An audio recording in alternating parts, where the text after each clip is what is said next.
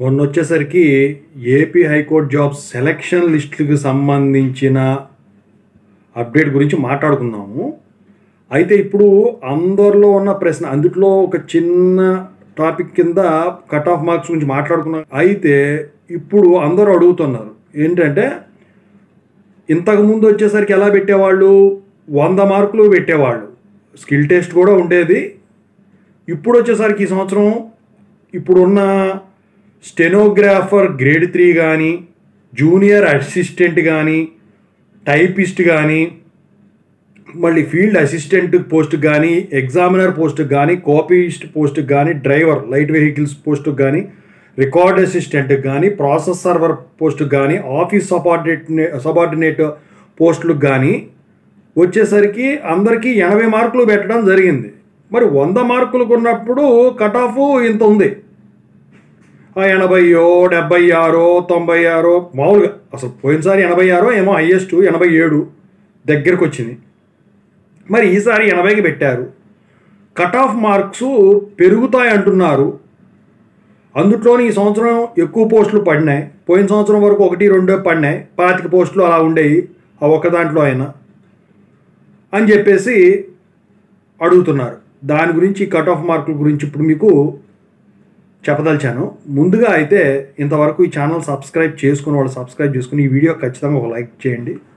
మీకు ఏమైనా డౌట్స్ ఉంటే కాల్ మీ 4 ద్వారా కాల్ చేయండి. తెలుగు ఇంజనీరింగ్ ఎడ్యుకేషన్ టెలిగ్రామ్ ఛానల్లో జాయిన్ అవ్వండి. ఇక టాపిక్లో వెళితే ఏంటంటే, ఇప్పుడు మీరందరూ కూడా 80 మార్కులు రాసిన తర్వాత ప్రతిదానికి కూడా స్కిల్ టెస్ట్ అనేది చెక్ చేస్తారు 50 మార్కులకి.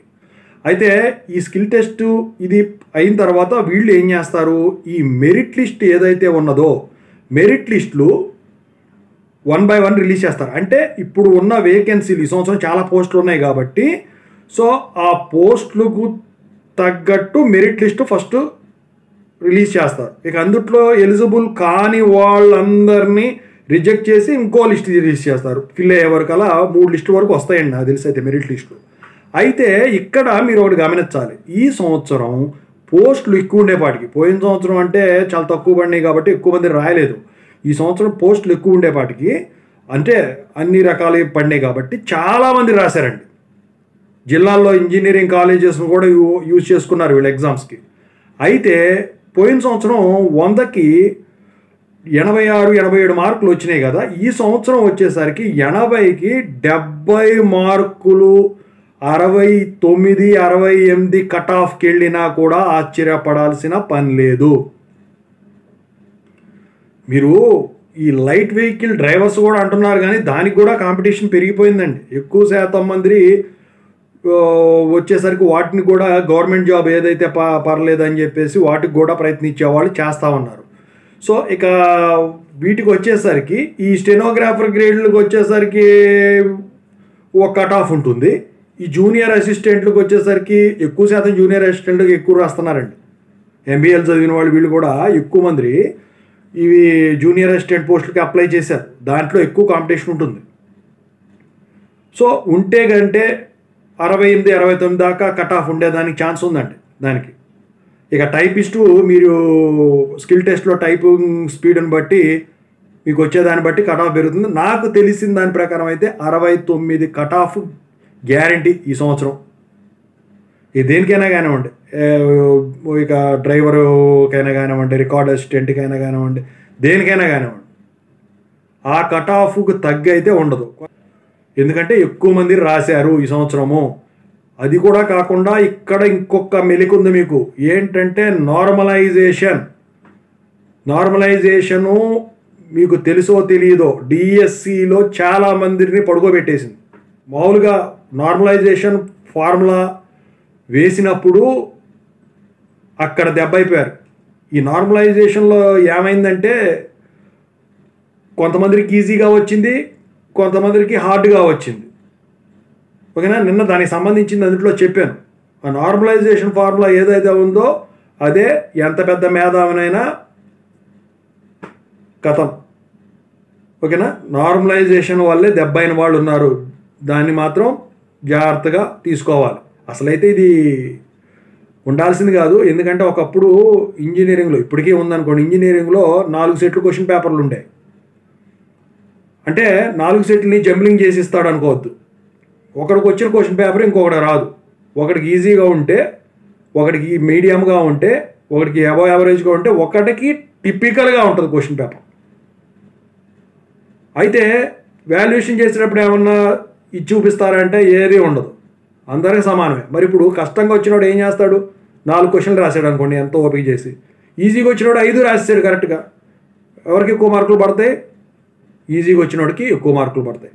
అదే పద్ధతిని సెట్స్ రూపంలో ఉన్నదాన్ని ఇక్కడ వీళ్ళు నార్మలైజేషన్ అని చెప్పేసి పెట్టడం జరిగింది. దీని గురించి చాలామందికి అన్యాయం జరిగిందని చెప్పేసి మొన్న గోల్ చేస్తున్నారు. కాకపోతే ఇది ఎప్పటి నుంచో ఉన్న పద్ధతే, కాకపోతే డిస్క్రిప్టివ్ ఎగ్జామ్స్కి పెట్టే పద్ధతి అనమాట అది సెట్ల విధానం అనేది. ఇంటర్మీడియట్లో మీరు చూసుంటారు, 10th క్లాస్లో చూసుంటారు, ఈరోజు ఏ సెట్టు, ఈరోజు ఏ సెట్ అని చెప్పేసి. అంటే 4 సెట్లు తయారు చేపిస్తారు కదా, 4 రకాల క్వశ్చన్ పేపర్లు. ఈ సెట్ వచ్చిందంటే కష్టంగా ఉంటుందిరా, ఈ సెట్ వచ్చిందంటే ఈజీగా ఉంటుందిరా అని చెప్పేసి. సో ఈజీగా వచ్చిన సెట్ వస్తే ఆ నెంబర్ ఫిక్స్ అలా. సో వాటిని ఆబ్జెక్టివ్ కూడా సెట్స్ అని మార్చేసి నార్మలైజేషన్ అని పెట్టారు అంతే, వేరే ఏం లేదు. ఓకేనా? సో ఇప్పుడు నేను చెప్పేది ఒకటి, కట్ ఆఫ్ మార్కులు పక్కన పెట్టండి. ఎందుకంటే అది నార్మలైజేషన్ మార్కులు, నార్మలైజేషన్ ఫార్ములా వేసి అప్లై చేసిన తర్వాత మార్కులు వచ్చేదాన్ని బట్టి కట్ ఆఫ్ మార్కులు పెడతారు. ఖచ్చితంగా పెరుగుతుంది కట్ ఆఫ్ మార్క్ అనేది, కన్ఫామ్. మొన్న డిఎస్సిలో జరిగింది అదే, 74 వరకే వచ్చినాయి. కొన్ని జిల్లాల్లో అయితే 80 వచ్చినా కూడా లేదు పోస్టు. మళ్ళీ ఇప్పుడు ఏమైనా పిలుస్తున్నారేమో నాకు తెలియదు, కానీ అర్థమైందా? అది పక్కన పెడితే మీరు ఒకటే ఆలోచించుకోవాలి, మీ క్వశ్చన్ పేపరు ఈజీగా వచ్చిందా, కష్టంగా వచ్చిందా, ఇలా. ఓకేనా? నార్మలైజేషన్ కనుక మీకు అప్లై అయ్యి ఉంటే. సో చాలామంది తెలియక అసలు రిజర్వేషనే తీసేశారని చెప్పేసి చెప్తా ఉన్నారు.